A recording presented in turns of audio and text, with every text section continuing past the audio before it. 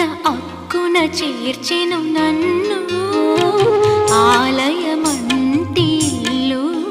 తన అక్కున చేర్చెను నన్ను ఆ ఇంటికి నువ్వు దీపము నా కంటికి నువ్వు జీవము మూసిన తలుపులు తీసి ఆశలు దోసిట పోసి మమతను పంచిన మహనీయుడ నిన్ను ఏమని పిలువను నేను ఇలవేల్పుగా నిన్ను కొలిచేను